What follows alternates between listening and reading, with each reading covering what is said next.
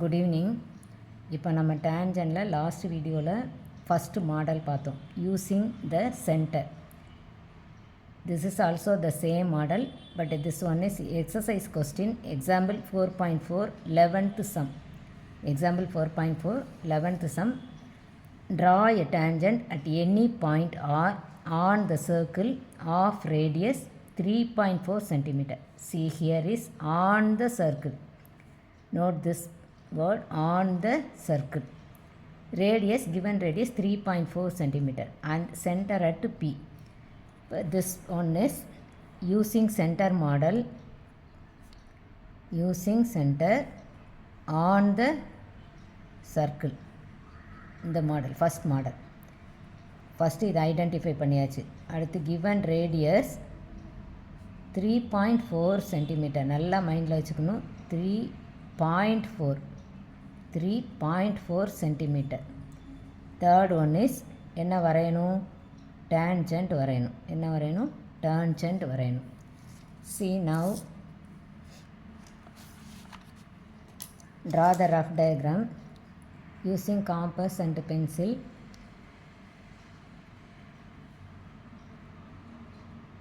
Just draw one circle, don't take the measurement, correct measurement, because this one is rough diagram.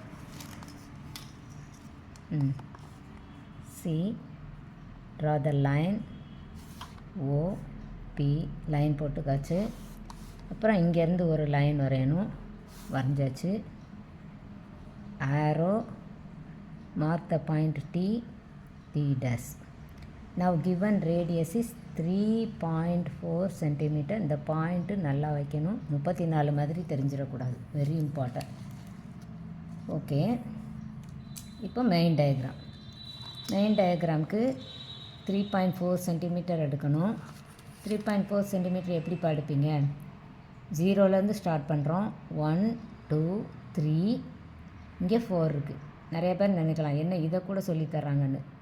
இன்னும் government ஸ்கூலில், government aided ஸ்கூலில் படிக்கிற நிறைய பிள்ளைங்களுக்கு, 80% பிள்ளைங்களுக்கு இந்த 3.4 எடுக்க தெரியாமல் தான் இருக்காங்க.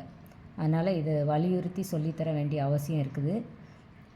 3 4 இந்த ரெண்டுக்கும் நடுவில் 3.4னா மொத்தம் 10 லைன்ஸ் இருக்கும். இப்போ 4வது குட்டி கோடு, குட்டி குட்டியாக லைன்ஸ் இருக்குது பாருங்கள். ஃபஸ்ட்டு லைன் 3.1, செகண்ட் குட்டி கோடு 3.2, தேர்டு குட்டி கோடு 3.3, அப்போ ஃபோர்த்து ஒன் தான் 3.4.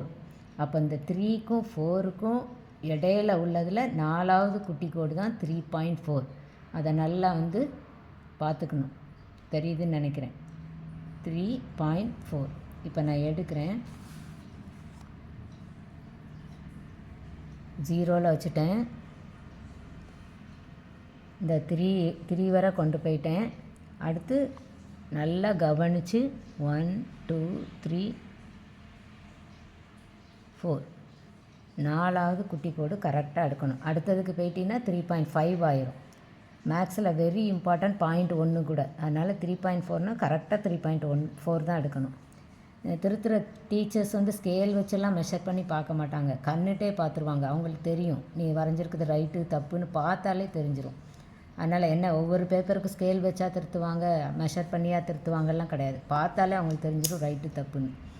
அதனால் கரெக்டாக மெஷர்மெண்ட் எடுக்கணும். இப்போ நம்ம சர்க்கிள் வரைய போகிறோம். வரைஞ்சாச்சு, பாயிண்ட் வச்சிட்டேன்.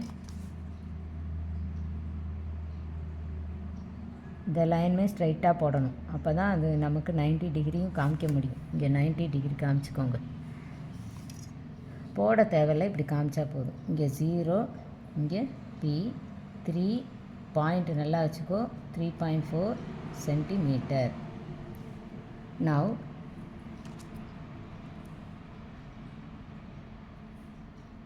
காம்பஸ் இங்கே வச்சுக்கணும். மோர் தென் ஹாஃப், பாதிக்கு மேலே, மோர் தென் ஹாஃப், பாதிக்கு மேலே எடுத்துட்டு ஒரு ஹாஃப் சர்க்கிள் போடுறீங்க. போட்டாச்சு. மெஷர்மெண்ட் மாற்றவே கூடாதுப்பா, முடிக்கிற வரை மெஷர்மெண்ட் மாற்றக்கூடாது. இந்த மெஷர்மெண்ட் அப்படியே வச்சுட்டு இந்த ஆர்க்கும் இந்த லைனும் மீட் பண்ணுற இந்த பாயிண்டில் வைக்கணும். நல்லா பாருங்கள், இந்த ஆர்க்கும் இந்த லைனும் மீட் பண்ணுற இந்த பாயிண்டில் வச்சு ஒரு ஆர்க் கட் பண்ணுங்கள். பண்ணியாச்சு. மெஷர்மெண்ட்டை மாற்றாதீங்க. திரும்ப இந்த பாயிண்டில் வச்சு இந்த பாயிண்ட், இந்த பெரிய ஆர்க்கும் இந்த சின்ன ஆர்க்கும் மீட் பண்ணுற இந்த பாயிண்டில் வச்சு இன்னொரு ஆர்க்கு கட் பண்ணியாச்சு. இப்போ நம்ம மெஷர்மெண்ட் மாற்றிக்கலாம். வேலை ஈஸியாக முடியுதுக்காக இந்த காம்பஸ் இப்படி எடுக்காமலே என்ன பண்ணிக்கலாம், இப்படி கொஞ்சம் நகட்டிக்கலாம். மோர் தென் ஹாஃப் தானே சொல்லியிருக்கேன். இப்போ இது வரை தானே இருக்கும், அப்படியே அந்த இடத்துல இருக்குது. எடுக்காமலே இங்கே கொஞ்சம் குறைச்சிக்கிட்டு, கொஞ்சம் குறைச்சாலே அது மோர் தென் ஹாஃப் ஆயிரும். பாதியை விட அதிகமாயிரும், ஆனால் முழுசை விட கம்மியாயிரும். இப்போ ஒரு ஆர்க் குறைஞ்சிருக்கேன். திரும்ப இந்த இடத்துல வைக்கணும். இந்த ஆர்க்கும் இந்த பாயிண்ட் ஆர்க்கும் கட் பண்ணுற இந்த பாயிண்டில் வச்சோம்னா நமக்கு ஒரு இன்ட்டு கிடச்சிரும். இப்போ இந்த இன்ட்டு இந்த பாயிண்ட்டையும் இந்த பியையும் தான் நம்ம ஜாயின் பண்ணணும். அதான் நம்ம என்னோட எய்ம். ஜாயின் பண்ணுறேன். பண்ணியாச்சு. ஆரோ போட்டாச்சு. இது டி, இது டி டேஷ். பாருங்கள், ஸ்ட்ரெயிட்டாக இருக்குது. இப்போ இது வந்து 90 டிகிரி. இது சாஞ்சு வந்தால் தப்பு, இப்படி வந்தால் மட்டும்தான் கரெக்ட். நான் தமிழ்லையும் எக்ஸ்பிளைன் பண்ணிட்டேன், இங்கிலீஷ்லேயும் எக்ஸ்பிளைன் பண்ணிட்டேன். லாஸ்ட் வீடியோவும் தமிழில் இங்கிலீஷ்லேயுமே சொல்லியிருக்கேன். இங்கிலீஷ் மீடியம் பிள்ளைங்க கூட இதை பார்த்தீங்கன்னா உங்களுக்கு நல்லா புரியும், தமிழ்லையும் புரிஞ்சிடும். நம்ம மதர் டங்கில் சொல்லி கொடுத்தா இன்னும் ஈஸியாக தானே இருக்கும். தமிழ் மீடியம் பிள்ளைங்க நான் சொன்ன கொஸ்டின் நம்பர் வந்து எக்ஸசைஸ் 4.4ல் 11வது சம்மு. இது வந்து 11வது கொஸ்டின் இல்லையே, ஆமாம் 11வது கொஸ்டின். மெஷர்மெண்ட் வந்து 3.4 ரேடியஸ் கொடுத்துருக்காங்க. கொஸ்டின் வந்து வட்டத்தின் மீது உள்ள புள்ளி அப்படி கேட்பாங்க. கொஸ்டின் வந்து நான் ரீட் பண்ணி விட்டுருந்தேன். தமிழ் மீடியத்தில் வட்டத்தின் மேல் உள்ள புள்ளி அப்படின்னு இருக்கும்.